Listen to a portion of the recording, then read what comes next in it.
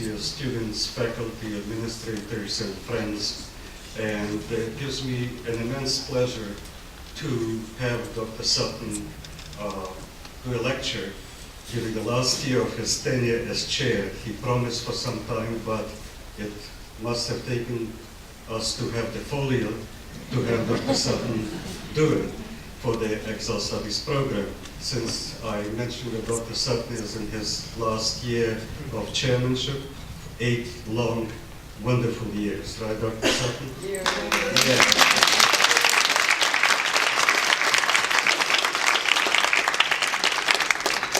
I would also seize the moment to introduce you to our new chair-elect, a good friend and a colleague, Dr. Heather Russell.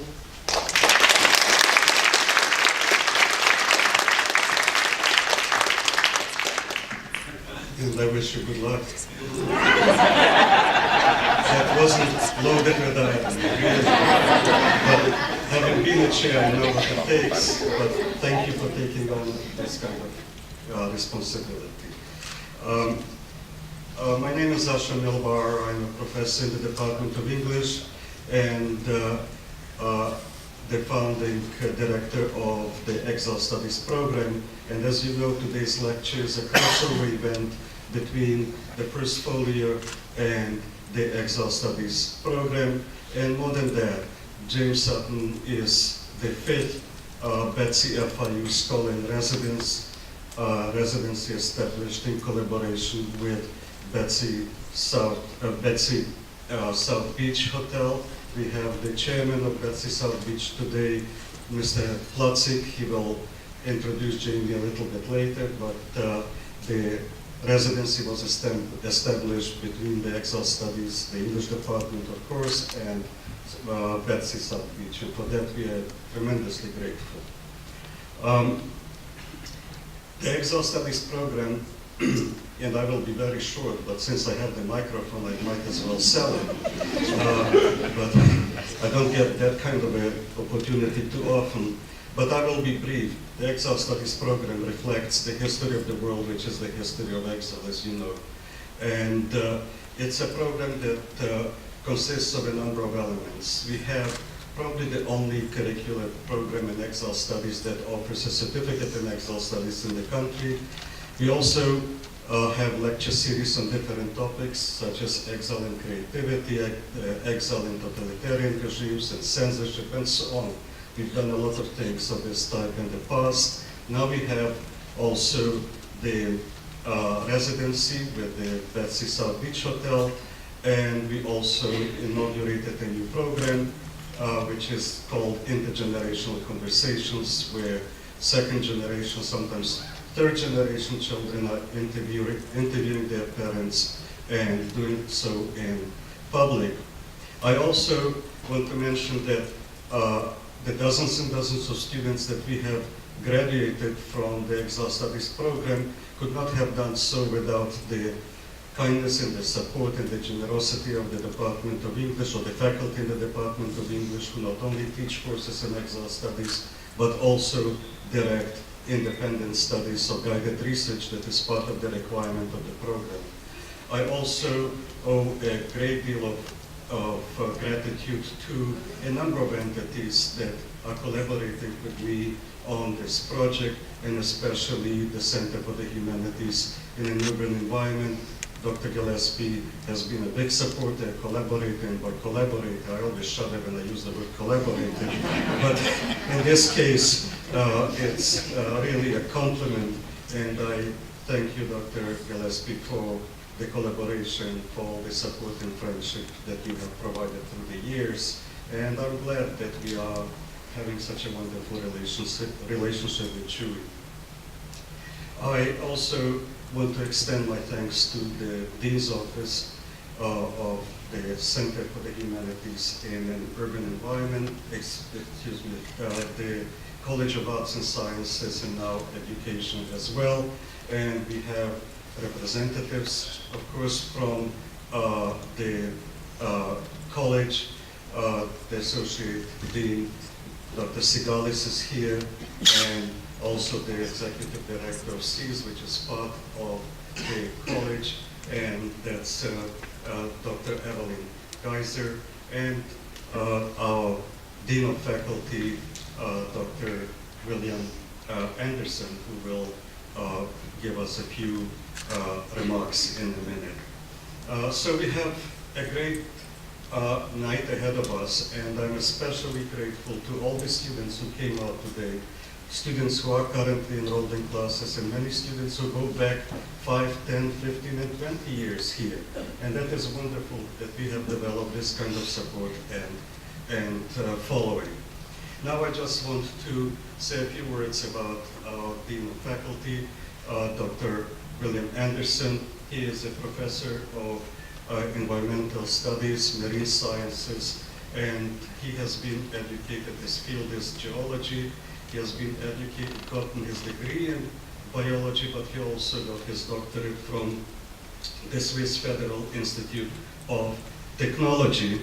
I know how well valued as scientist he is.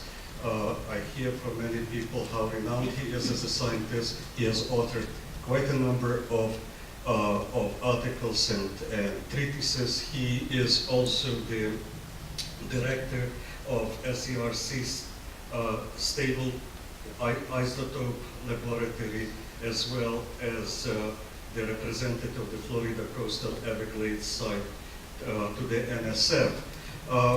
Not so long ago, I read a short article about Dr. Anderson in FIU News, which related his journey, his expedition to Japan Sea, and I was very impressed by what he is doing, but I found it very dangerous, following the monsoons and dealing with climate control. So frankly, I'm very happy that Dr. Anderson is now the Dean of Faculty, and that he will be in this College of Arts and Sciences and Education, taking care of us rather than engaging in those dangerous adventures. At any rate, I welcome you, Dr. Anderson, and I also thank you very much for the support that you're providing us. Thank you.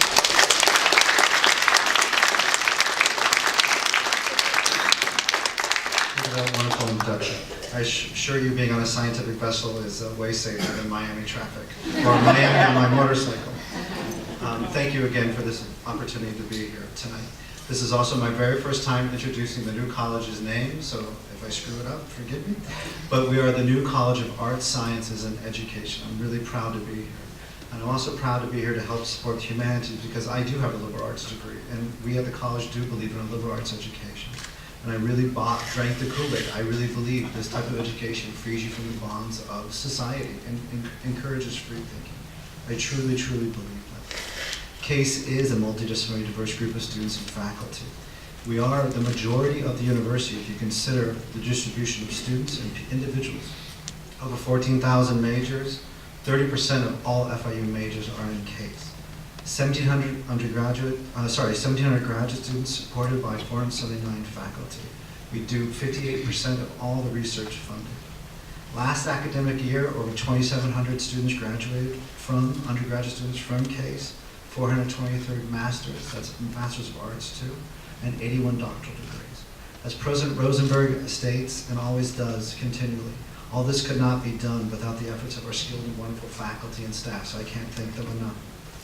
The college administration is very proud to have the folio here at FIU, and I thank everyone for their efforts to bring this event to FIU.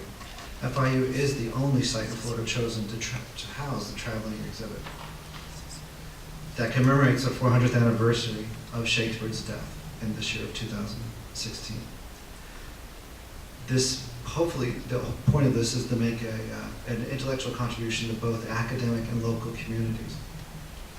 And I would like to thank Dr. James Sutton and his group for bringing this event here. He is the main engine behind it. And if you don't mind me saying Jamie, but I go by Bill, I don't go by William, I hate that. I think it's great. I'm from Kansas, it's way too formal. I think Jamie really succeeded in galvanizing a team and putting together everyone representing the community and the university. It's really impressive being here Saturday night and seeing how many people were. What a successful event. That's compliments to you and your team. It was truly wonderful. Now, as you probably heard over and over, all these events are running through February, but it's incredible if you think about how much effort and how many people are involved. I think it's wonderful. So Jamie and your team's efforts have really put the college, and more importantly, the English department, at the forefront of the intellectual activities in South Florida.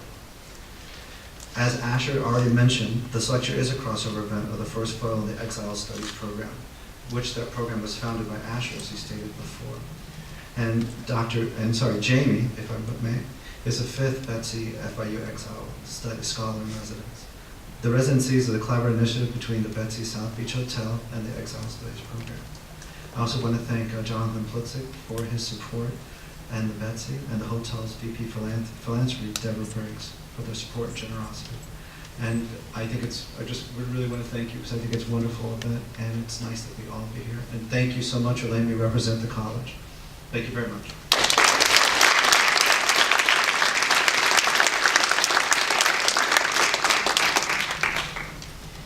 Okay, on a number of occasions today, you already heard the name of Mr. Jonathan Plutzik, and Mr. Plutzik is, I think, already a household name anyway on this campus, because he has very close relations to different entities, different academic units, but I have to tell you, he loves us the most.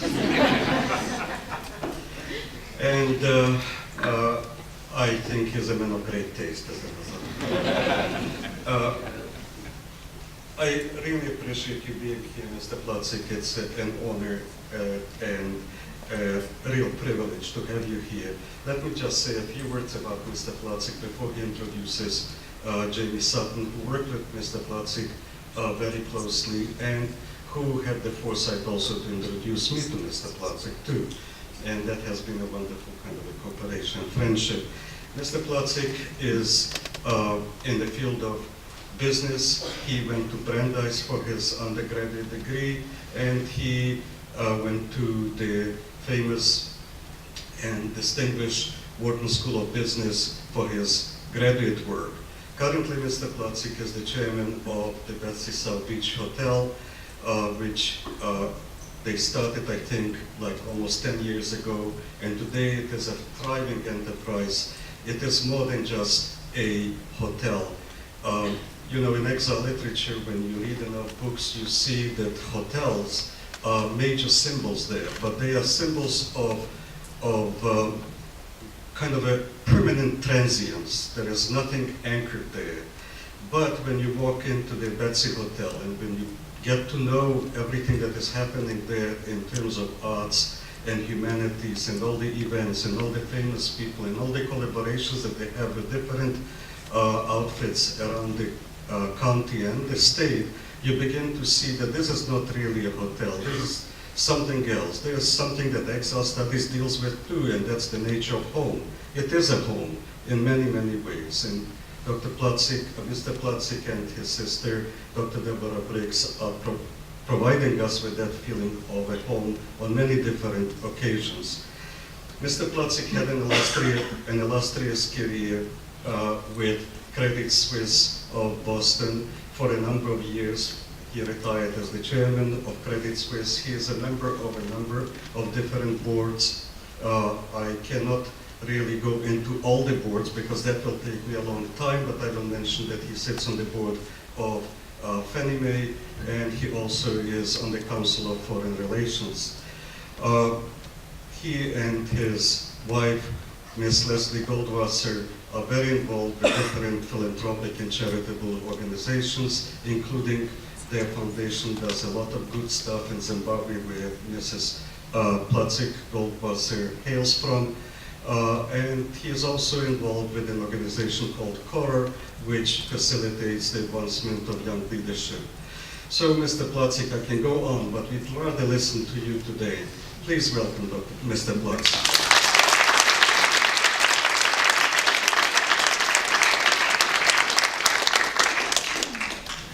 Good evening. Frankly, my only reluctance in accepting these kinds of opportunities, which I cherish greatly, is to have to hear an introduction like that. But thank you very much, Usher. I had the pleasure the other evening, just a couple of evenings ago, to go to the opening of course, the incredible first folio exhibit. And at that event, there was an Elizabethan music segment. And one of the most memorable moments in that was a performance to the tune of Greensleeves of an ode to Miami traffic. And I hummed that for the last 2 hours as I traveled from. But I encourage you to, if you get a chance, to hear it, because it's very much on point. Now, those of you who don't know me or what we're about, you might ask why I'm here. I need to admit, first of all, that my father was an English professor and poet. He died when I was very young, but I must say, in so many respects, I feel like I've grown up residing in an English department. My mother is still alive at nearly age 97. She's still the best editor in the family. Her grandchildren know not to casually write her an email, or seriously, or post casually on Facebook, because she will correct their work. There have been a few opportunities recently for my father's work to be republished, and we've been fortunate to have some distinguished people write introductions, and those distinguished writers have lived in fear at the moment they need to submit their drafts to my mother for review. But English departments mean a great deal to me, and I mean that in the deepest and most emotional terms. And I've been brought up to have the belief, which is deep and genuine, that there is no higher calling than teaching the liberal arts, and it doesn't diminish at all. We've been very blessed. I'm a huge FIU booster. I often tell people that when I go out in the world and quiz my friends from other places, some might even say my elitist friends from other places, about South Florida that I spend much of my time in, one of the very first questions I ask them is, what do you know about FIU? I'm not exaggerating, that's part of the quiz. You won't be surprised to learn that some know some about FIU, many know nothing at all, which I'm actually not disappointed, because it gives me a chance to launch into my Dr. Rosenberg-inspired speech about what this institution is all about, and truly it gives me great pleasure to share with people the surprise, the incredulity of what's transpired here over now, actually not so many years, to create this incredible institution of higher learning. And as I said the other evening at the opening of the first folio, I often describe FIU, it seems almost daily, but certainly weekly, as an institution that very much represents the future of America, and I believe that deeply. Which leads me to say a few words about Dr. Sutton, who I'll henceforth refer to as Jamie, and the Exile Studies program.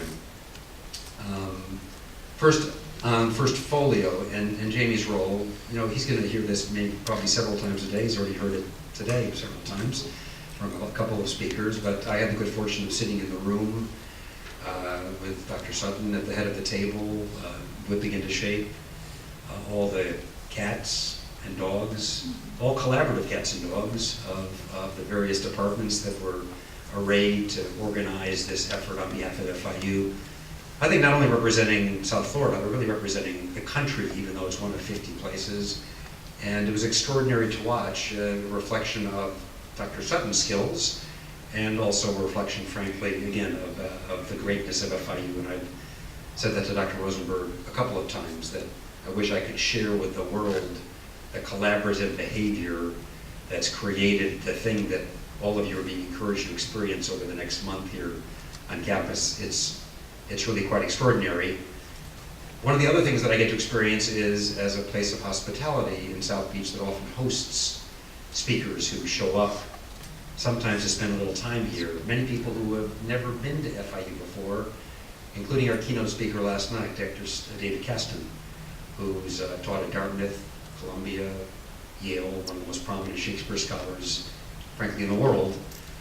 Excited about coming to FIU, certainly, and that was great. But what was more exciting to see his reaction after the fact, and to sit with him over dinner and then breakfast and hear him emote so enthusiastically about what's happening here. By the way, probably would have fallen, although he's a very sweet, low-key man, fall into that category of being, at least by stereotype, an elitist Northeast academic. understanding that something very special has happened here, and it is happening here, and how do I get back again?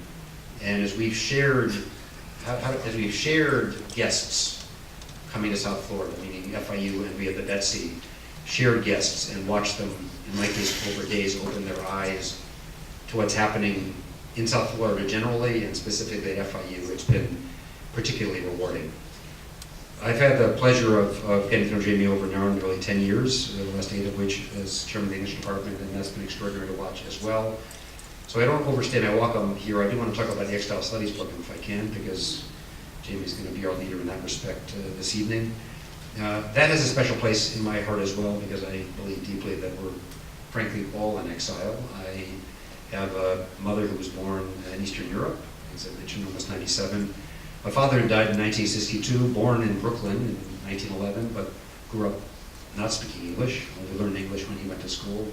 Grew up speaking Yiddish and Russian, although turned into an English professor. Sounds like Dr.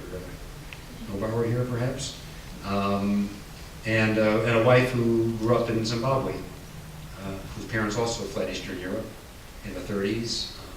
People say, well, gee, how did they get there? And my simple answer is often they just got on a different boat, which frankly describes a lot of people, whatever their backgrounds and whatever their languages. And again, why I think of FIU as representing the future of this country and the future of the world. As a consequence of the Exile Studies shared devotion that we have, we had a Zimbabwean poet come into our lives, Dr. Chen Hove, who sadly died last year, but he was our first joint project. And again, a gold star to FIU, because we had this fellow who we wanted to invite and stay for a month to talk about his experience in exile. He had been rebelling against the still sitting dictator, Robert Mugabe in Zimbabwe. Poor Chen was in exile, and this is an African man, in Norway, of all places, where he sadly died last year. Soft-spoken, brilliant, powerful, with this very quiet voice. And I think we reached out to Jamie and said, gee, we'd love to do something together about Chen, perhaps something about exile. And of course, Jamie explained that FIU has an Exile Studies certificate program. Who knew? And it turned into something very special very rapidly. And I would say I came to this, again, I mentioned earlier, with my own interest in what it means to be in exile, much less thoughtful, much less academic, frankly, much less disciplined than many of you sitting out here today. But I think about, we've had now a series of incredible speakers, Dr. Sutton to be the next one, and I'm just going to mention them quickly, and I frankly don't usually work with notes, but I didn't want to forget any of them. Each one of them touched me, and I know if they got into this room or a room like at FIU, they touched you. Chen Hove, I mentioned. Guy Stern, who left Eastern Europe as a 17-year-old, was sent to live with his uncle, described parenthetically as a ne'er-do-well uncle in St. Louis, a baker whose friends got money together because he had none and artificially put it in the uncle's bank account so he could demonstrate that he could actually take care of his nephew who was about to arrive. And in came now Dr. Stern, but a young man, age 17, German speaker, arrives in the United States, sees an ad to actually volunteer to go back into the service, to fight in World War II. This is the early 40s, and they reject him because he's a German, and they're not sure they can trust him. A couple years later, Dr. Stern is now very valuable. He's a native German speaker. And they embrace him, they send him to basic training. He's handed an envelope as he's leaving basic training and says, get on the train, open this in an hour. And of course, he's been assigned to intelligence and sent back to Germany to interrogate prisoners of war, German officers, as a young man, while he was top of his class. Ended up, parenthetically, as the provost of Wayne State University. But again, secured his path from exile. Norman Manya, a man who Asher introduced me to. Frankly, I met him only for a week, but he's changed my life. Romanian born. His language skills reflected each of the sequential occupiers of his land. Romanian born, then a German speaker, then a Russian speaker, Hebrew and Yiddish, came to the States in the early 80s and was given a position, again, a forward-thinking academic, President Botstein at Bard College, where Norman Mania is now a full professor and writes in Romanian and English and talks so movingly about, by the way, I failed to mention, was a child concentration camp survivor. Again, one of the things I've learned about these Exile conversations is the incredible arc of people's lives, some who were sitting out in the audience, how life unfolds in such extraordinary ways. Dr. Miner, parenthetically, arriving in the early 80s in the United States, barely speaking English now, and MacArthur Genius Award winner, and on a list of people talk about as a potential Nobel laureate in literature, achieved so much, frankly, with apparently, except great intellect, so little. And then we sponsored and collaborated, I use that word carefully again, collaborated, particularly in this context, with an organization and with FIU around a program that we run at the Betsy called the Jewish American Holocaust Literature Association, which is a group of academics from around the country, some Jewish, some not, who get together to talk about and share papers, deeply academic papers on Holocaust literature. And Clay Levitsky, one of the founders and now directors of that program, was in residence as well as part of that Exile program. And again, sitting here at FIU, I'm startled about how powerful, and I commend Dr. Nobauer for its creation, how powerful that whole area of study is, and how excited I am to hear Dr. Sutton's remarks. Again, I've been fortunate in so many ways, and I often pinch myself, as I will tonight as I'm leaving the podium, because I realize how lucky I am not only to be standing here, but how lucky I am to be enriched by the relationships represented by many of the faculty who are sitting out here that I've gotten to know over the last 10 years. Dr. Sutton's a great friend and someone who we greatly admire, who we commend from a distance and maybe is a little bit close up for his work as chairman of the department, and we're excited this evening to hear his remarks. Dr. Sutton.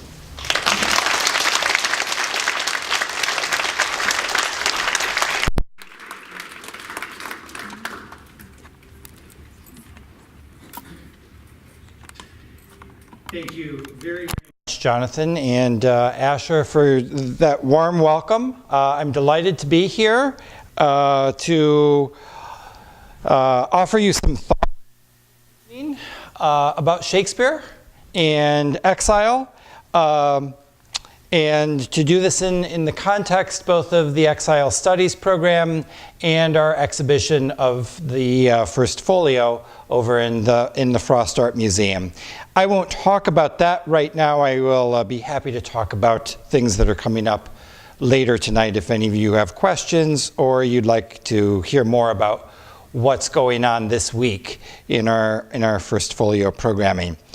I'm extremely honored and very humbled to be speaking tonight on this topic, especially given that litany of academics and brilliant minds who have preceded me to this podium. So let me begin here, and I have two important prefaces to make. The first is that although Jonathan says that everyone is in exile, I am very hard pressed to figure out how I would claim to be in exile. We can talk about that later, but I don't think I'm in exile. And secondly, from my definition, neither was William Shakespeare. Born in Stratford-upon-Avon in April 1564, he lived his entire life traveling between Stratford in Warwickshire and London, 100 miles to the southeast of his birthplace. He never left England. From about 1588 until 1611, he lived and he wrote and he performed mostly in London, separated from his wife, Anne Hathaway, and their 3 children in Stratford. There's good reason to believe that he returned to Stratford periodically, perhaps maybe a few times each year, for short visits with his family. He did well as a playwright and an actor, He saved enough money to retire back to Stratford around 1611 or 1612, having purchased a coat of arms so that he could call himself a gentleman. And he lived there in one of the most fashionable houses in Stratford, which he had actually purchased in 1597. He lived out his retirement in Stratford in relative peace until he died there on April 23rd, 1616, 400 years ago, at the age of 52. His was a life of relative comfort and stability, largely untouched by dislocations brought about by exile of any sort. In this regard, as the subject of my lecture tonight, Shakespeare is really quite distinct from many of the other writers and artists who have been considered at this podium in this series over the last 5 years. And even in terms of classical and medieval Renaissance or Renaissance authors, Shakespeare is an odd man out, especially if you consider the likes of Dante or Ovid, both of whom I hope in the next years we will have an opportunity to hear someone, either from FIU or elsewhere, lecture upon. Both that great Latin author and the Italian were exiles, and exile is imprinted all over their writing. My talk tonight will have 5 parts. I want to begin with remarks about the political, religious, and social contexts in which Shakespeare was immersed. I will then turn to the plays to examine what I see as 4 types of exile or dislocation within them. I will first consider political exile, and then religious exile, and then I will conclude with the consideration of the exile of the married woman, as a symbolic form of exile, and finally, the exile that the aged and the dying in Shakespeare's plays seem to experience. But first, I need to give all of you a little bit of a history lesson so you can fit in some of the remarks I'm going to make. So bear with me, if you would. You have no choice. The peace and prosperity of Queen Elizabeth's reign from 1558 to 1603, followed by a smooth transition to the reign of the first of the Stuart kings, Elizabeth's Scottish cousin, James VI, which then led into golden years of the early Jacobean reign, up through about 1615 or 1616. These are the oft promulgated myths of the age. It is true that the Virgin Queen reigned for 45 years, during which English art and culture marvelously flourished. It is also true that after years of anxiety about this aging, unmarried, and childless queen, the throne of England did pass with surprising ease on to James. And it is broadly true that in his first 10 years as king, James made peace with Spain, something Elizabeth never could do, continued to promote and advance arts and letters, and hunted the royal forests of England with great abandon. But these are literally truisms. Beneath them lies a much messier and complicated picture. For the 52 years of Shakespeare's life, 1564 to 1616, his country was, I think, in near constant turmoil. Elizabeth's reign was long, but she was under relentless challenge and attack, both from enemies and foreign powers abroad and from strong men at home throughout her reign. The clarion call against the abomination of female rule had been sounded by John Knox in Scotland when he published the first blast of the trumpet against the monstrous regiment of women, just months before Elizabeth acceded to the throne in 1558. and indeed the Queen's ability to rule effectively remained an issue up at least until 1580, if not longer. Elizabeth only really needed to look at her own family portrait to be reminded that, though the second born of Henry VIII's 3 children, she was the third and the last of the offspring to get her chance to rule. First to the throne, of course, had come the youngest, but the only male, the half-brother Edward VI, young, stalwart, and dead after 5 years from tuberculosis. Then came her half-sister and older sister, Mary Tudor, not Bloody Mary. Actually, this is Bloody Mary. These Marys are hard to keep track of. This is Bloody Mary, all right? And she's bloody because of her 5-year experiment with Catholicism. It was a disaster for the entire country, and I'll say a little bit more about that in a minute. Furthermore, Elizabeth simply needed to ponder the fate of her own mother, Anne Boleyn, along with that of several of her father's other wives and bedmates, to glean what use kings commonly would make of their queens. Anne Boleyn, of course, was killed when Elizabeth was 3 years old, and Elizabeth was summarily tossed out of court for the next queen to come Henry's way. She always loved her father, actually, surprisingly, even given what happened to her mother. Elizabeth was always surrounded by grasping, rapacious courtiers, eager to claim her and surmount her, or failing this, to embarrass and shame her. Mix in a cast of powerful and contentious bishops, as well as earls and dukes uninterested in bowing down or ceding power to this woman. She really did have her hands full. To make matters much worse, circumstances surrounding her rather beautiful Catholic cousin, Mary, Queen of Scots, only corroborated Knox's argument about the unfit nature of women to rule. Thrice married, Mary, Queen of Scots, had to flee Scotland for her life in 1567, following the very dubious murder of her second husband, in which she was implicated, along with her third husband.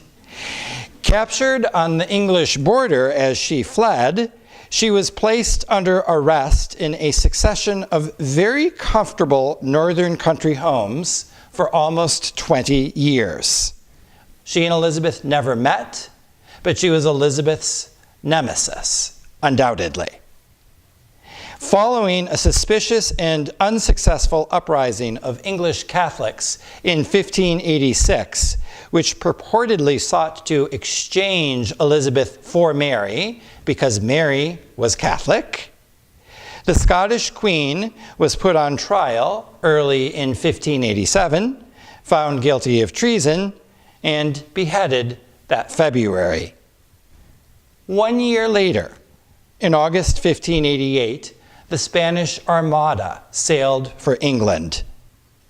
And but for the intervention of a heaven-sent Protestant wind, Elizabeth and England would have been invaded by well-armed, well-trained Catholic soldiers from Spain and across the continent. Now, following the Armada, England remained on tenterhooks throughout the 1590s, concerned with both real and imagined threats from Catholic Europe and from Jesuits and their recusant followers in England. I cannot possibly overstate how much one's choice of religion in Elizabethan England mattered. Today, we are largely blessed with freedom of and toleration for religious choice, but this was not so in Shakespeare's England.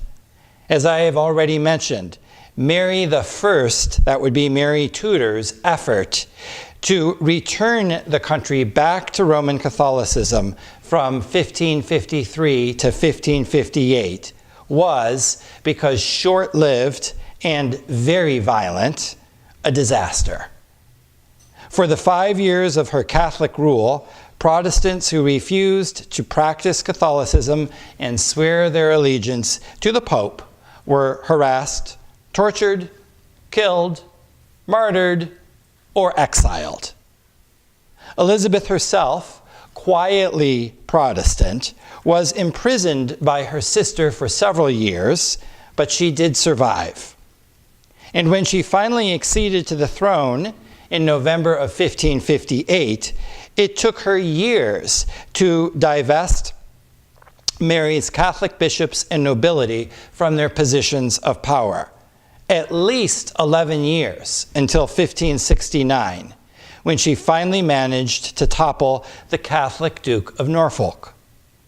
This was met, in turn, in 1570 with her excommunication from the Roman Church in a bull penned by Pope Pius V, which invited all European Catholics to rise up against this whore. Officially tolerant, Elizabeth claimed a disinterest in looking into men's souls, but her subjects had to swear an oath of allegiance to her as the supreme governor of both church and state, and they were expected to appear in their local Protestant church every Sunday, an activity closely watched and reported by the authorities.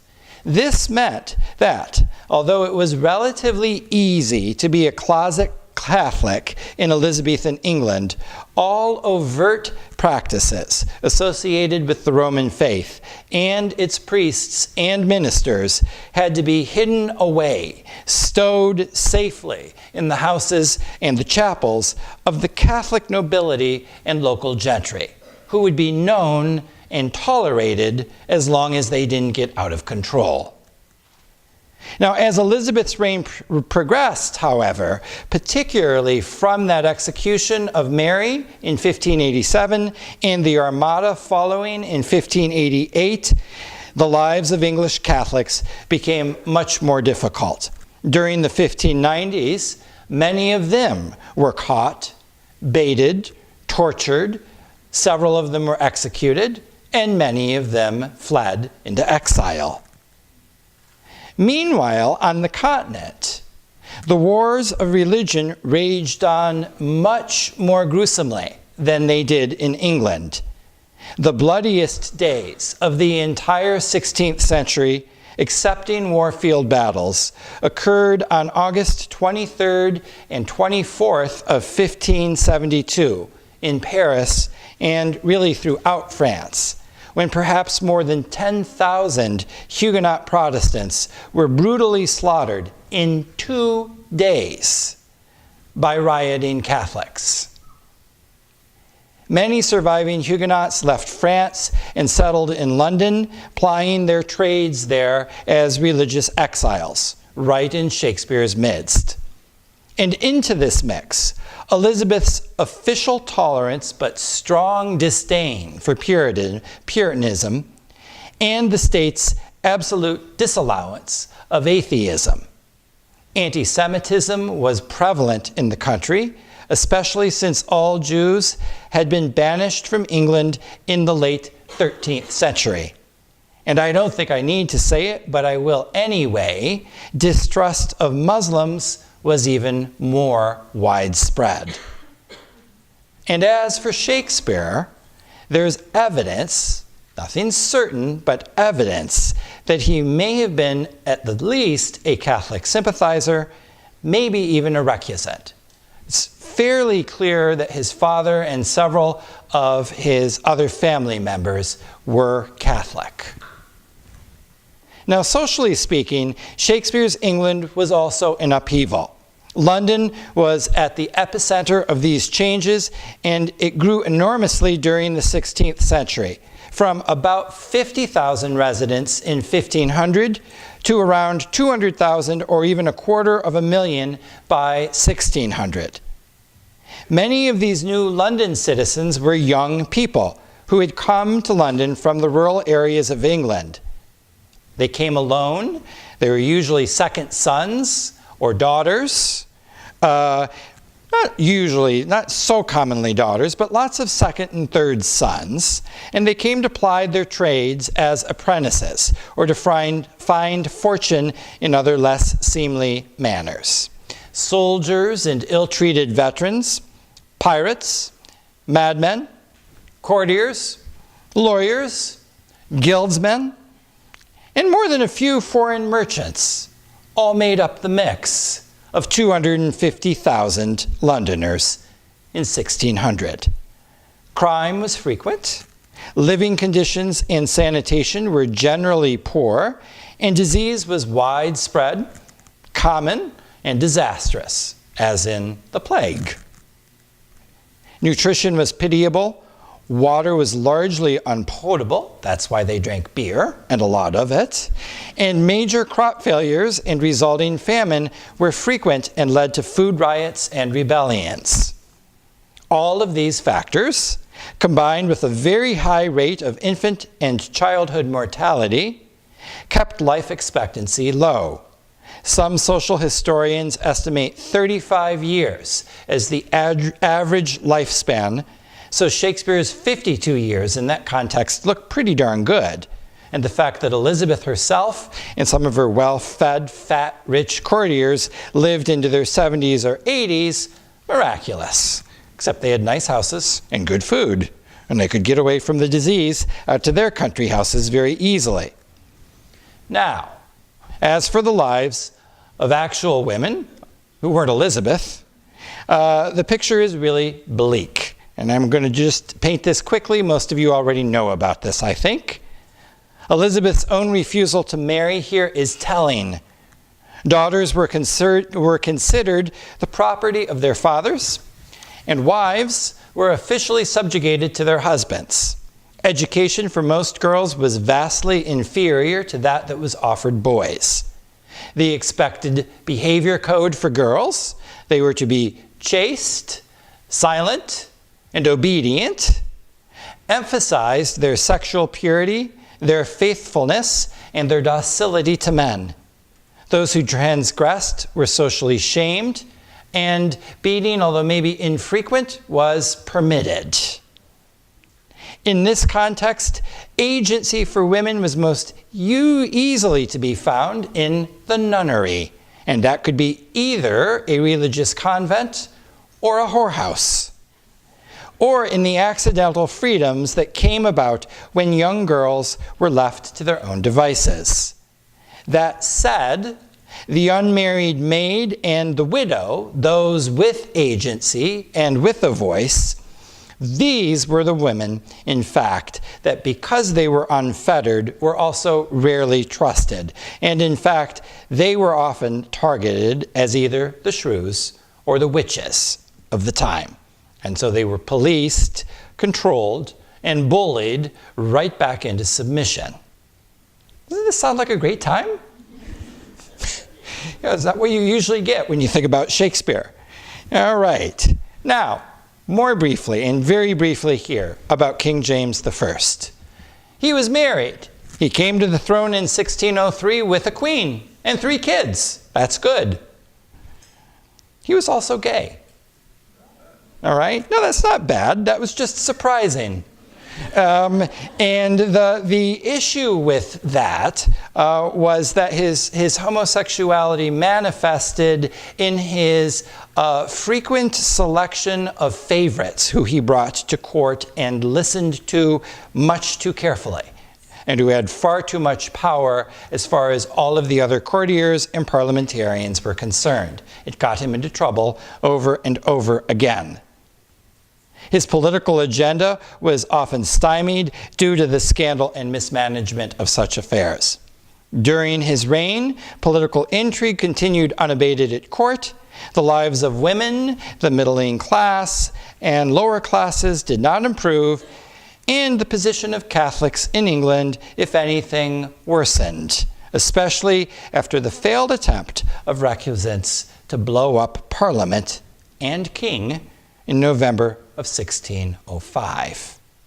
The discovery, trial, and public execution of the gunpowder plotters, Guy Fawkes, and all the rest of these evil Catholics, quickly became, in the English imagination, the signal proof, along with the Armada, of the perfidy of Catholic Europe and God's clear predilection for Protestant England.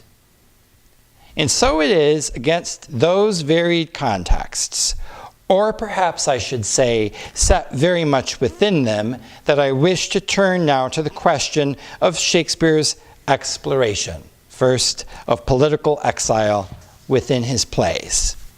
Either the compelled or self-willed transplantation from one's own home to a second land due to the tyranny and absolutism of home rule.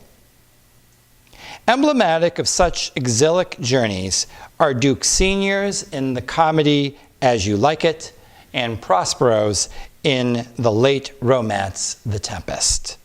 Both of these dukes leave their native courts due to the violent usurpation of a younger brother, political coups which form the pretext of each of those plays. Senior flees to the forest of Arden, where, with like-minded courtiers, he seeks to establish a new form of life, more in communion with the natural world around him. And he says, famously, beginning of Act 2, Scene 1, "Now, my comates and brothers in exile, hath not old custom made this life more sweet than that of painted pomp? Are not these woods more free from peril than the envious court?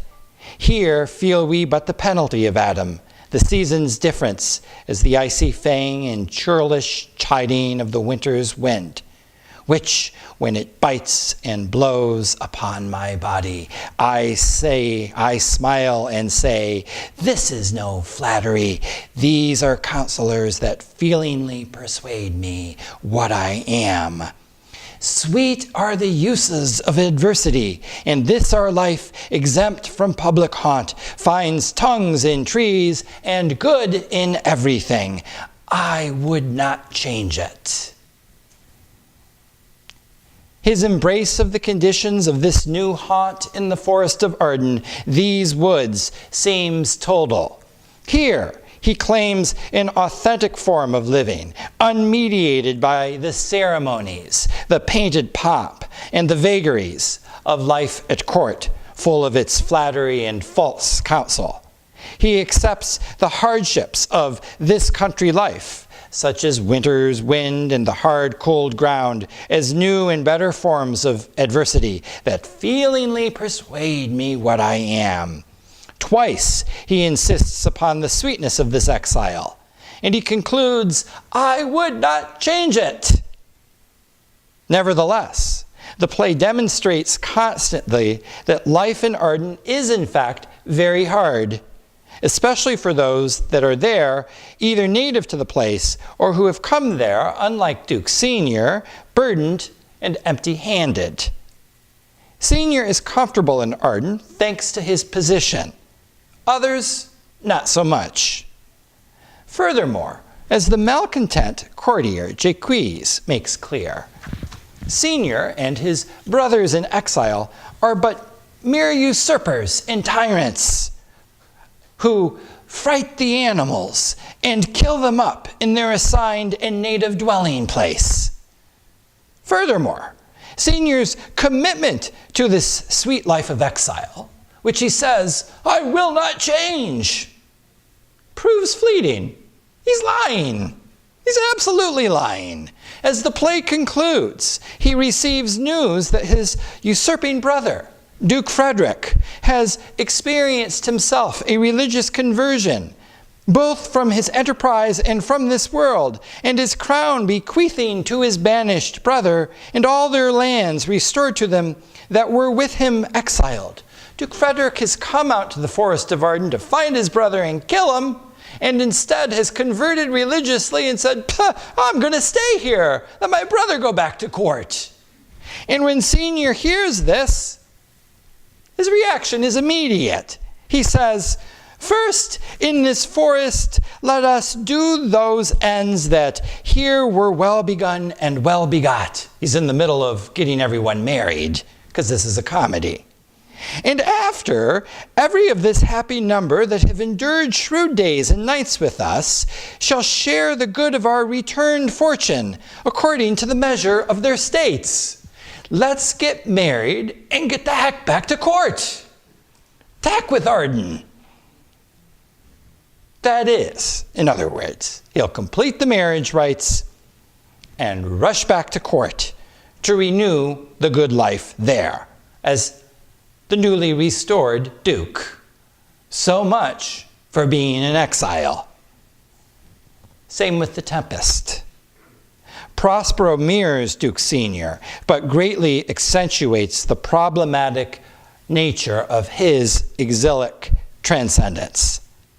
Pushed violently out of Milan by his usurping brother Antonio long before the play begins, Prospero has crafted a new kingdom on a newfound island, using his art, his books, and his magic to subdue and lord it over all that he discovers there, including the native spirit, Ariel, and his slave, Caliban, and his own daughter, Miranda. Particularly in his authoritative enslavement of Caliban, less so in his control of Ariel and Miranda, Shakespeare seems intent on, I think, anatomizing the harm that a powerful exile can levy on the native communities who inhabit the new space he claims as his own. Duke Senior kills the deer. Prospero enslaves Caliban. Neither of them are that good to the places where they go into exile. Furthermore, if Duke Senior seems to be in some sort of quasi-harmony with the forest in Arden, Prospero in no manner appreciates nor accepts his new dominion as he finds it. No, he lords it entirely over the island, remaking it in the image of a second Milan, only to leave it as quickly as he possibly can at the play's conclusion, when he chooses to abandon his magical art in order to return back to Milan as the restored Duke. These two examples, Duke Senior and Prospero, help establish Shakespeare's deep skepticism about the nature of political exile in terms of its duration, the true commitment and motives of those who experience it, and the uses to which it might be put. That is, how exiles might employ the ruptures they have experienced abroad to force new agendas upon their return home. We witness this pattern repeatedly in the plays. Brief exilic experience, followed by a powerful return. In Richard II, Bolingbroke is banished from England for 6 years. It was 10, but then it becomes 6. And then he's back in a flash. He returns to England to claim his father's lands, and by the way, while he's at it, usurp the king's crown as he becomes Henry IV. Hamlet is famously banished by Claudius from Denmark to England, where he is to meet his death. Yet, with some help from a few pirates, and a burst of surprisingly quick thinking and even quicker action for this ponderer, he is able to reverse his course, returning to Denmark to finally enact his revenge upon Claudius and change that country's political landscape forever. You all know the play. You know what happens, okay? Right? Goodbye, Denmark. Hello, Fortinbras. Very well timed, very well played. Similarly, Malcolm, Macduff, and Donalbain all flee from Macbeth's Scotland, the first two to England, the third to Ireland, only to return in the 5th act to lead a revolt of men and trees against the tyrant and restore order under the leadership of Malcolm.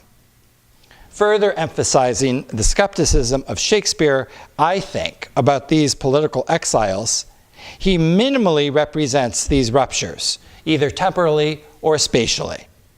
Bolingbroke is off stage while he's exiled in France, never seen until he suddenly reappears on stage in England, intent on reclaiming his lands. The news of Hamlet's sea voyage and sudden change of direction are received in Denmark by Horatio through letters. And then, when he returns home in the 5th act, Hamlet further tells his friend more about his sea change. Donald Blaine's flight to Ireland in Macbeth is wholly invisible, and although Malcolm and Macduff do appear on stage in England, this amounts to a single, very strange yet interesting scene by which Malcolm establishes his moral fitness for rule back in Scotland. So I wish to suggest that Shakespeare's suspicions concerning political exile were forged through his keen observations of contemporary intrigue at the courts of Elizabeth and James. On almost a daily basis, he would have been able to witness, in a variety of forms, including gossip, the fragility of the monarch, courtier, or nobleman. And as one who never suffered exile himself, he could only grasp what it might look like from the perspective of the homeland, from the center of power. Thus, I would argue that his most authentic representation of political exile occurs early in Richard II, in the protest of Thomas Mowbray, the Duke of Norfolk, who is banished for life from England by the king. Bolingbroke is banished for 6 years, Mowbray forever. Mowbray complains to Richard feelingly. "A heavy sentence, my most sovereign liege, and all unlooked for from your highness's mouth. A dearer merit I have deserved at your highness's hands. The language I have learned these 40 years, my native English, now I must forego. And now my tongue's use is to me no more than an unstringed viol or a harp. Within my mouth you have enjailed my tongue, doubly portcullised with my teeth and lips. And dull, unfeeling, barren ignorance is made my jailer to attend on me. I am too old to fawn upon a nurse, too far in years to be a pupil now. What is thy sentence then but speechless death, which robs my tongue from breathing native breath?" Here we find manifest, I think, the real pain of the political exile, forced from his homeland into a foreign land, alone, afraid, and washed up linguistically. A powerful monolingual, exiled into a world of irrelevance and misunderstanding. Reinforcing his pitiful complaint, Mowbray never returns, never speaks again in the play. He dies in exile in foreign lands. This cry is literally his last in his native English before he fades into oblivion. Now, Mowbray's cry, I think, is atypical in Shakespeare's plays. Its only proximate match comes in the howl of several kings who practice a form of political self-exile, who suffer at the ends of their dramas a moment of belated self-awareness when they face up to the consequences of their political choices. Here I would position King Richard III, whose bloody violence against all who stand in his way leads to disintegration and his longing for a horse, my kingdom for a horse. And King Richard II, whose wastrel ways and poor decisions lead him to deposition, enforced abdication, and then profound loneliness as he awaits his certain death in his final imprisonment. And finally, and most memorably, Macbeth ambitious, and ever bloody, whose tyranny leads on inexorably to tomorrow and tomorrow and tomorrow. These three are self-exiles, divorced from themselves, their nations, and finally even their own lives, due to their own horrendous choices. They discover too late that royal malfeasance, political ambition, and unchecked will to power lead to nothing more or less than moral and psychological disillusion, sound and fury signifying nothing.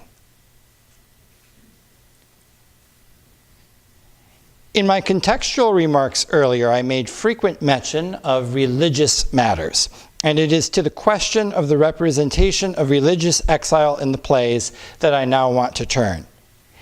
Here I find a much more fervent and engaged exploration on Shakespeare's part, but interestingly, one that never openly excavates distinctions or disagreements between Catholic and Protestant belief and practice, except, I suppose, in his very late co-authored play, Henry VIII, where he didn't really have much choice but to address that subject. To do so would have been much too risky, and furthermore, due to either the temporal or the geographic setting of the large majority of his plays, most of his characters can be presumed to be nominally Catholic. They either live in Catholic lands or they live in medieval Catholic England. So he doesn't have to worry about that much.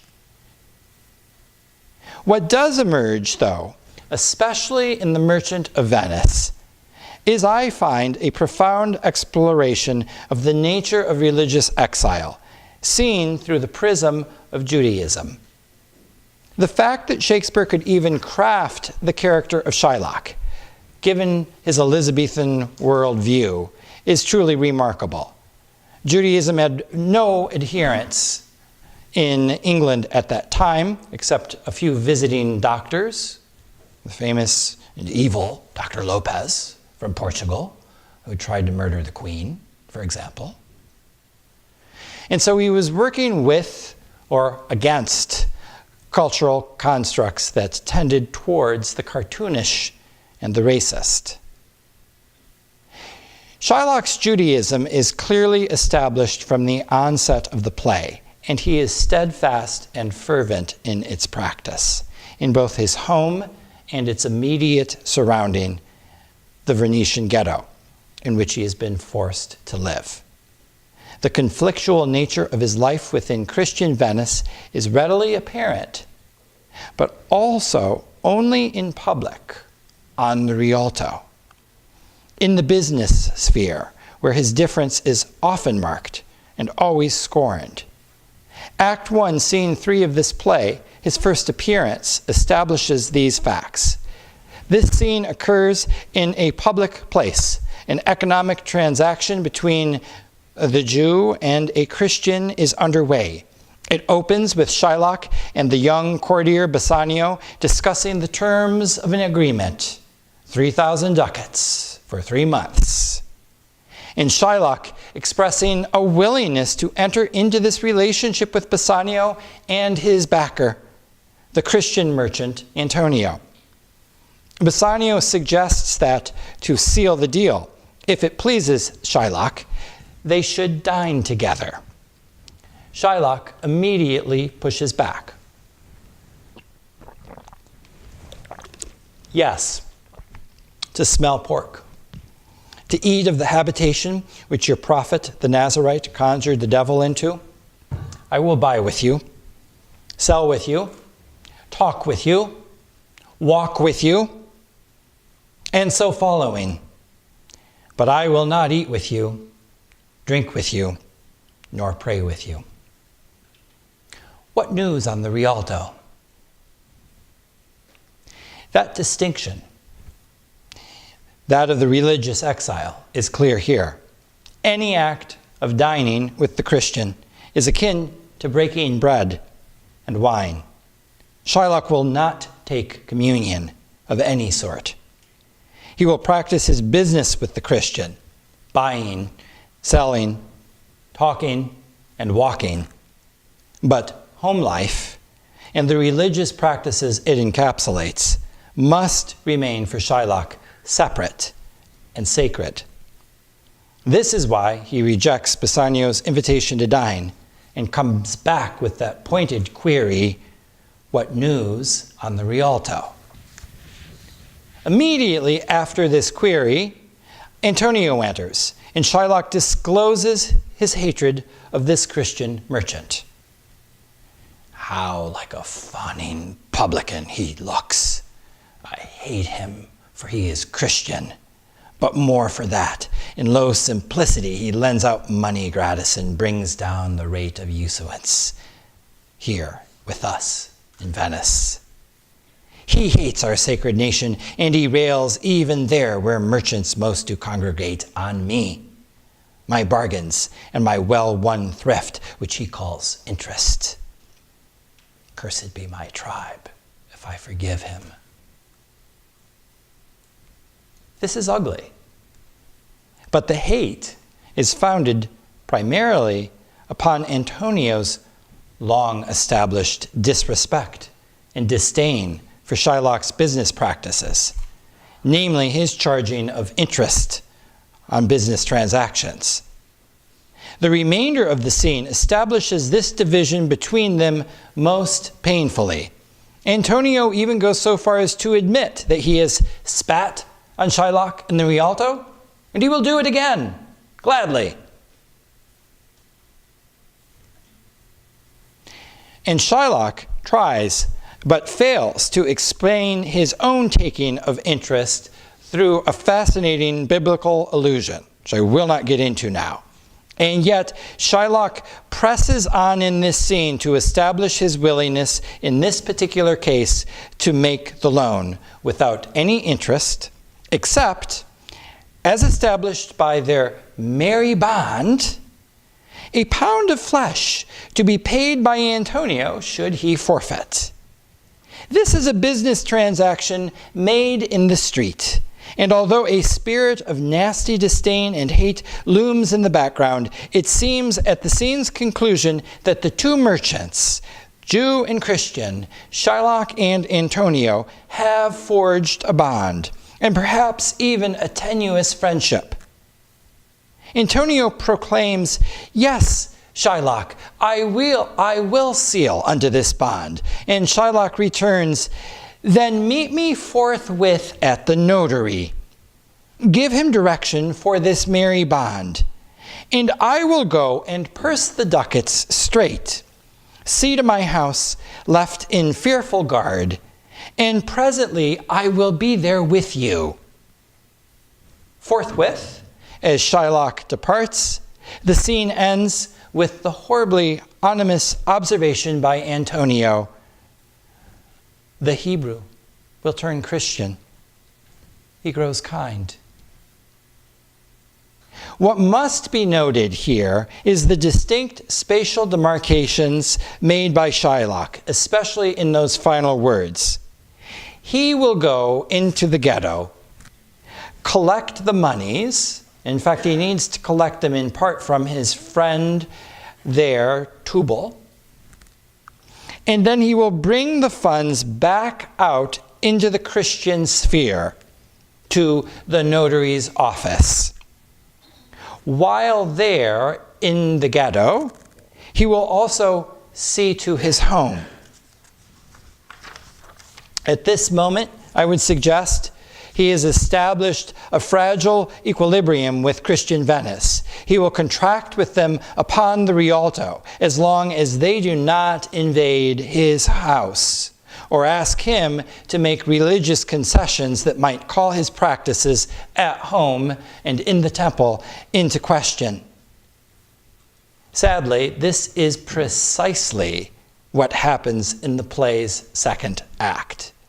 His home is assaulted and robbed of its treasures in the form of human and monetary capital by Christian Venice. First, his clownish servant, Lancelot Gobbo, runs from service with Shylock to the Christian Bassanio.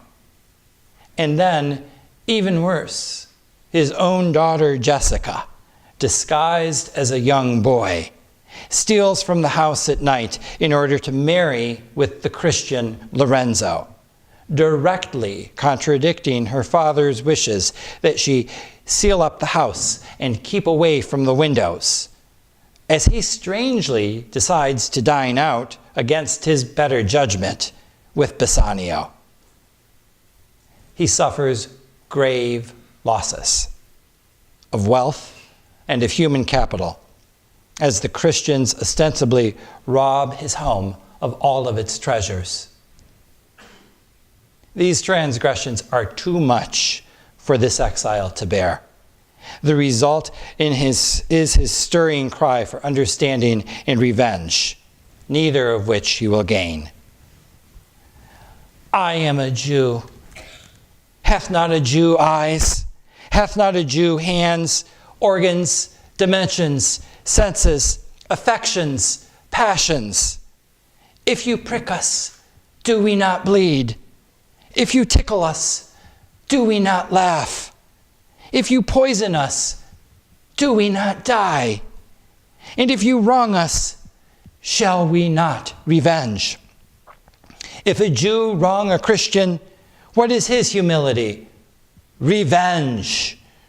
If a Christian wrong a Jew, what should his sufferance be by Christian example? Why, revenge.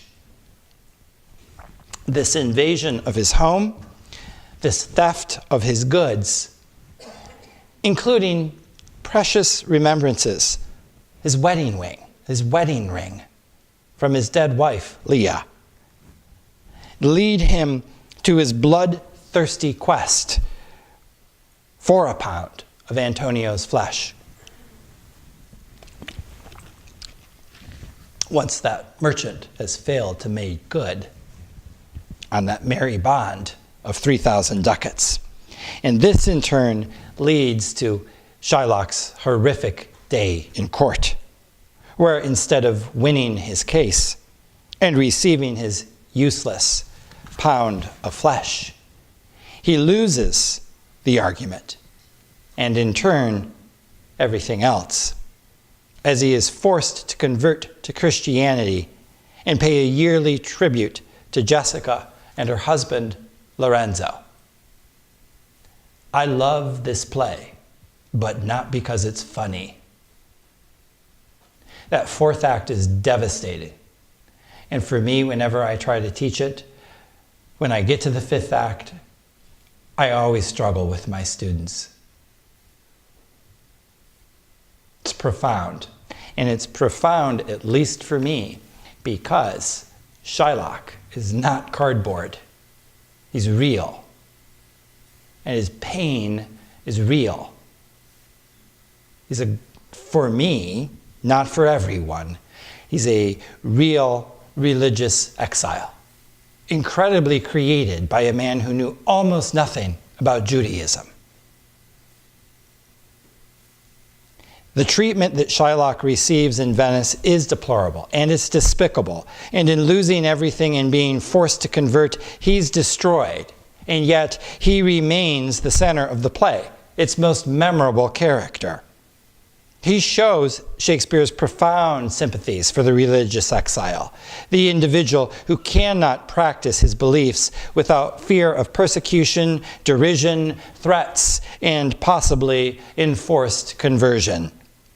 In an age when religious intolerance was the rule, Shakespeare incorporates in the horrible trajectory of Shylock the plight and the unimaginable suffering of the religious exile, then and now, the individual who sticks to their convictions in the face of unimaginable pressures to convert, to turn.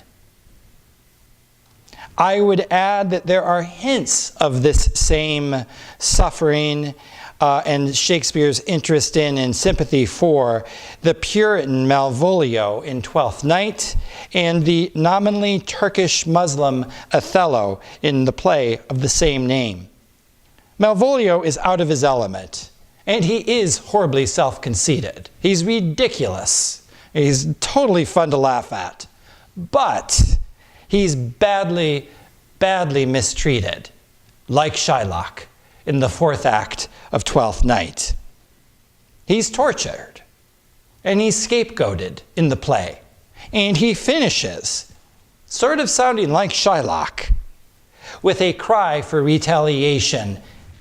"I'll be revenged on the whole pack of you." A cry never realized. As for Othello, his is an exoticism that hints at an Islamic backstory occluded by his seeming embrace of all things Venetian and Christian.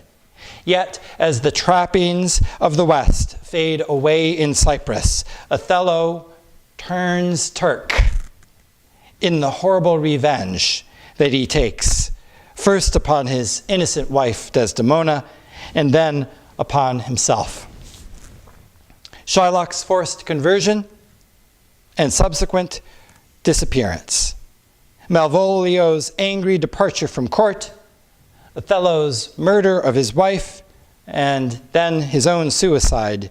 These bad ends manifest for me Shakespeare's deep sympathy for the excruciatingly difficult life of the religious exile, whether Catholic, Protestant, Jewish, Turk, or other. I'm almost done.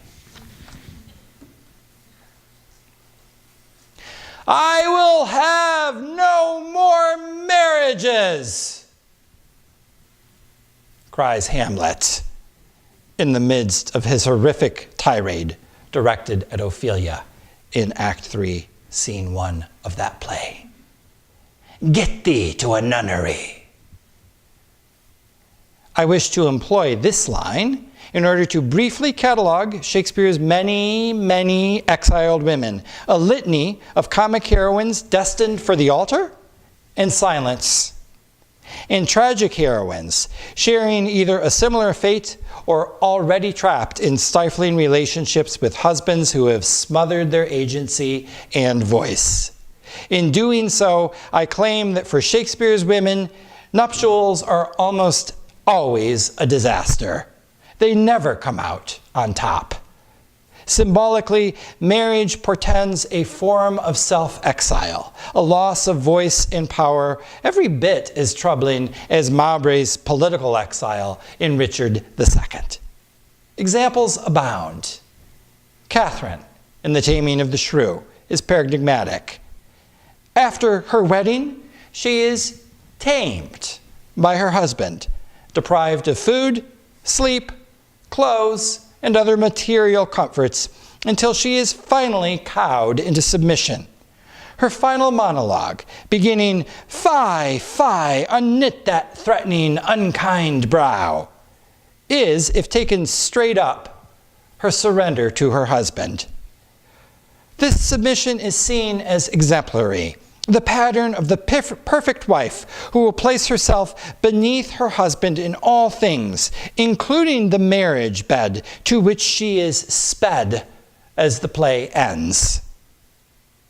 In A Midsummer Night's Dream, the conquest of the Amazonian queen Hippolyta by Theseus, the Duke of Athens, has already begun as the play opens.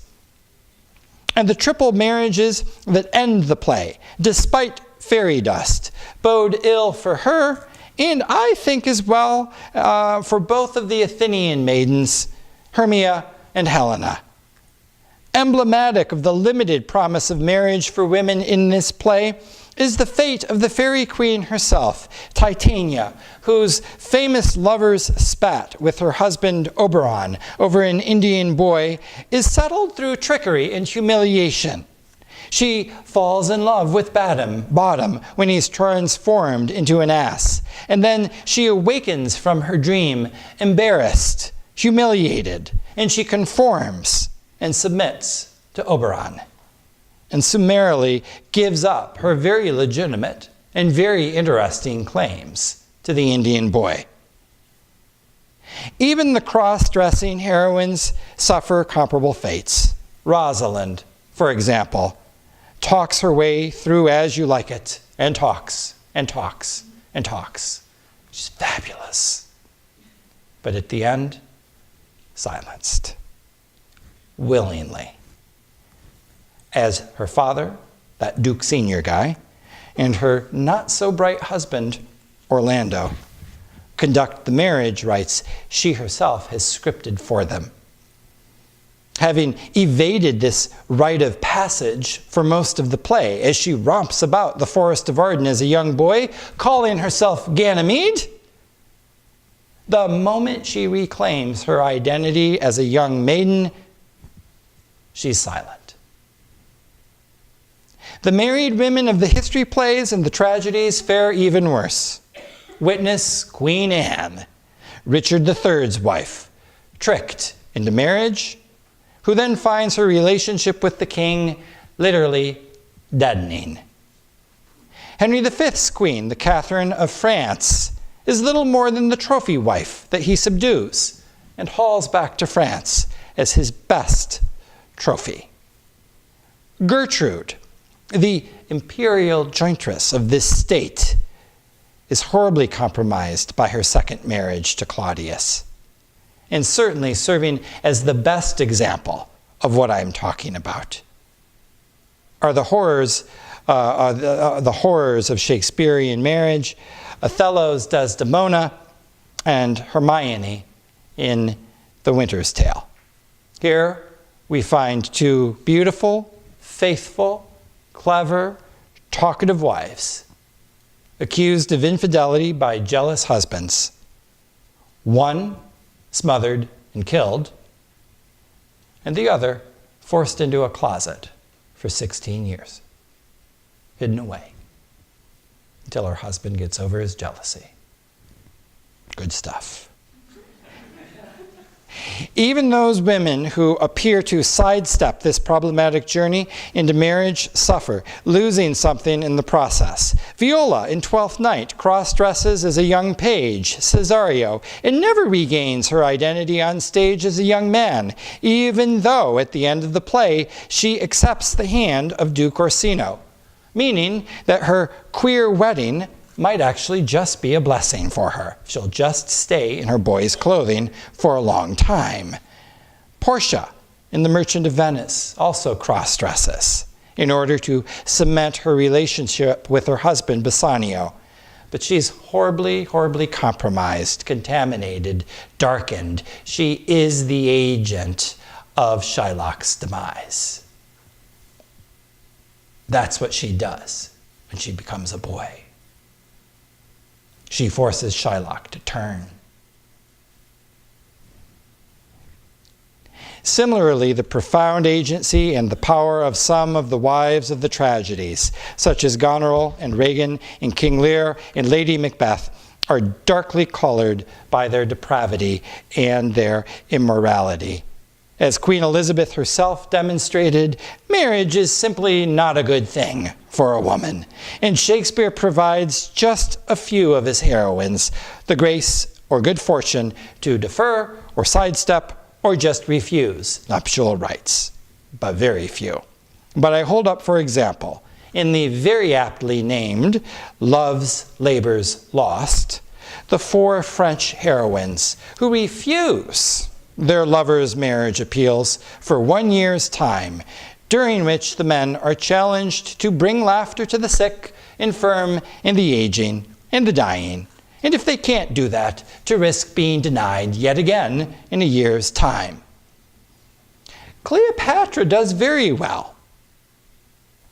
She engages repeatedly with her Antony, but theirs is an extramarital affair, exuberant, unapologetic, and dramatic, as excessive and erotic as Antony's Roman marriage to Octavia in the same play is boring and dull and staid. And offered as my final exception is Paulina of The Winter's Tale, who starts out married. Her husband is eaten by a bear in the middle of the play, and so she's widowed. And in fact, due to her widowed nature, she can really come out. And she, in fact, saves the play and saves the tyrannical, crazy husband by making sure he does 16 years penance. And when he finally gets the fact that he's been a jerk, he gets to see his wife again. Paulina rocks, but she can only do so as an unfettered, free, liberated widow. And she's able in that guise to powerfully speak her mind. And so I close tonight, and I do thank you for your patience in bearing with me with a few thoughts about exile and old age. Here I could look at Falstaff's fate at the hands of the young King Henry V, who banishes his fat friend as his very first act of his new reign. And this leads to the old man's withering away and his death early in Henry V. Or I could consider at some length, that's for another time, the harrowing journey of King Lear, Shakespeare's quintessential foolish old man. But I won't.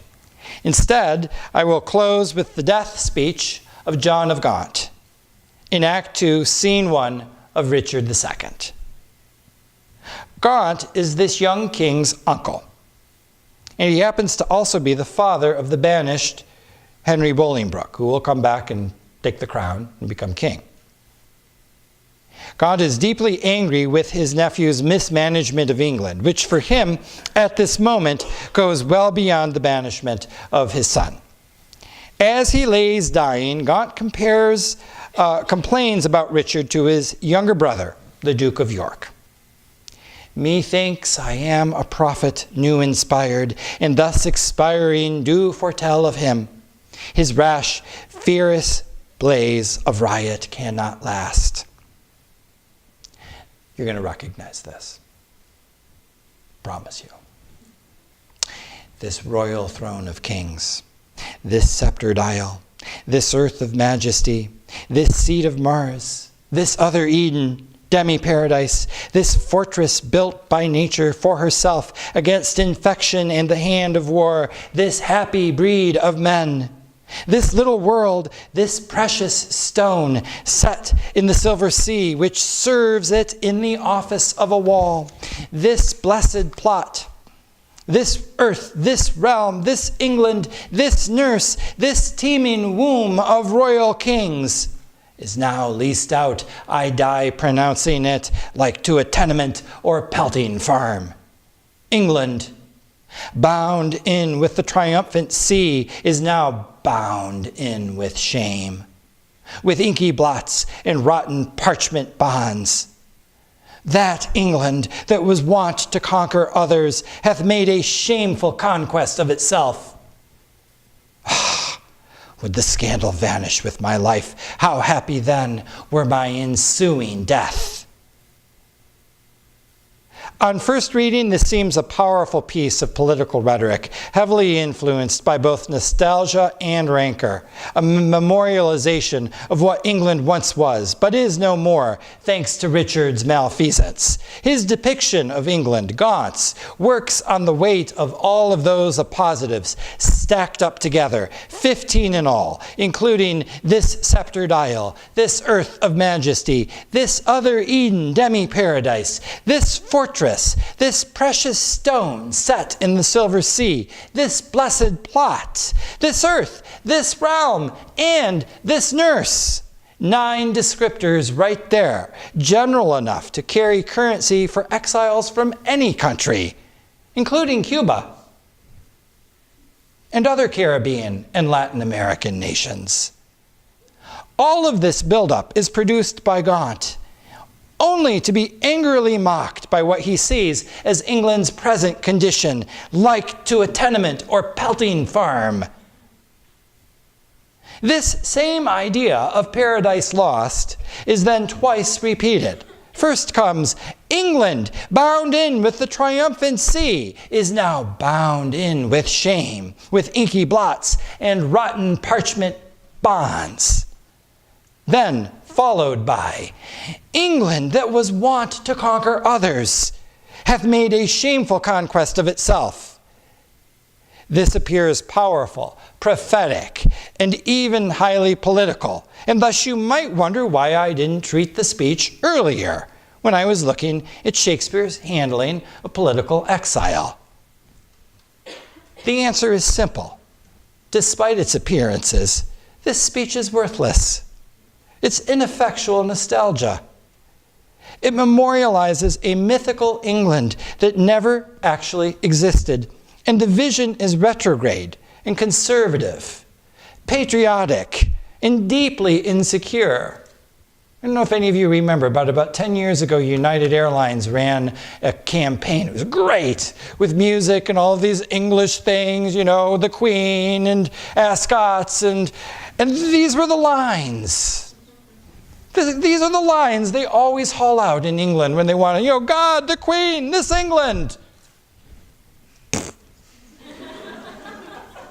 I love England.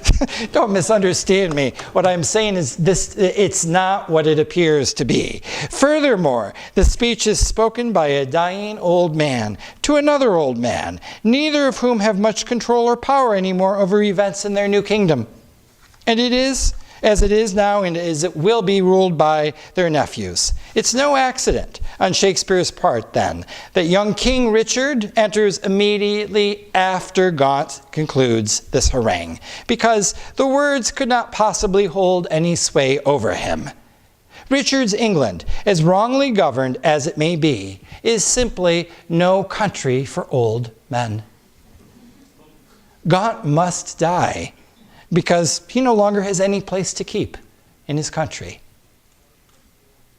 In this regard, Gaunt's dying speech stands as emblematic for many aged and many of the dying in Shakespeare's plays. Sadly, none of them, or very few of them, matter much at all. Falstaff's a good example. In some ways, so is King Lear. They all, very few of them, King Lear does, kind of, carry weight and bear some gravitas. And those that do will speak, sputter, and die. Gaunt, Falstaff, and all of Lear's hoary generation, including the Earl of Gloucester, blinded, and Kent, and Lear himself, they're all exiled on the shoals of time until they pass away. Albany, at the very end of King Lear, captures this sense of futility and the exile of the aged and almost dead most aptly. The oldest hath borne most. We that are young shall never see so much, nor live so long.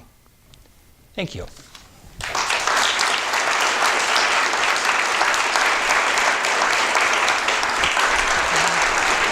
Thank you. Of course.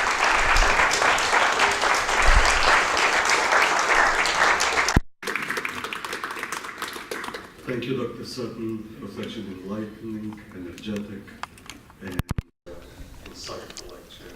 Thank you. And the nature of exile. Thank you. Jamie agreed to take a few questions.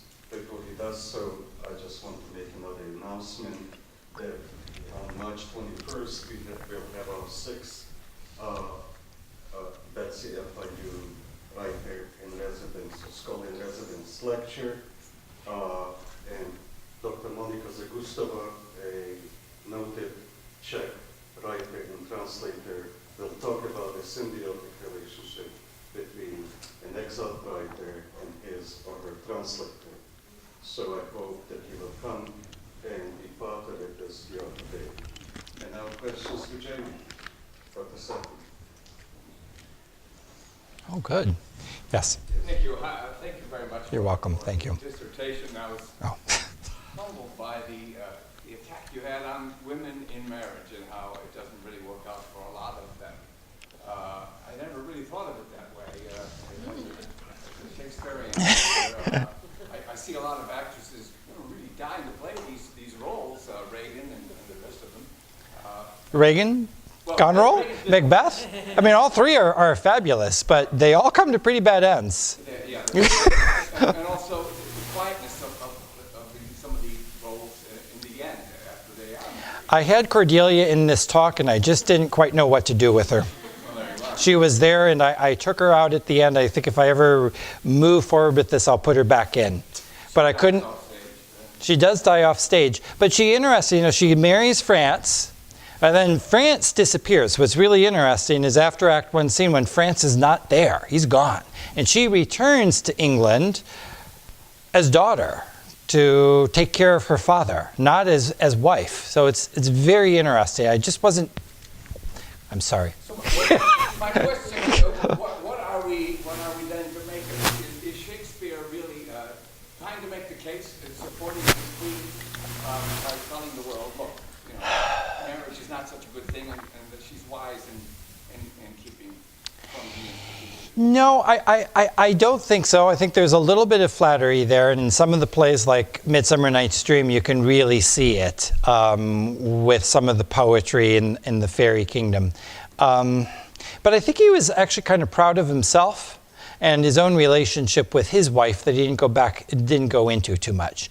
My guess is that Shakespeare thought that his relationship with his wife and only seeing her a few times a year, probably for conjugal visits back in Stratford, was a good thing. It worked well for her, we assume. Some people think she wrote the plays. And some people think anyone but Shakespeare wrote the plays. And I think he had a lot of fun of all sorts while he was in London. And there seems to be ample evidence from the sonnets that he himself was probably homosexual. So that exploration could have been a bisexual one in London. Another piece of this paper that I didn't have room to work with was questions of gay and bi and lesbian sexuality in the plays that I do think you get a sense of. I think he's very interested in that. And again, that would move into notions sort of the symbolic kind of exile. Sorry, I'm just sort of rattled. Did I answer your question? Yes, it did. Okay, thank you very much.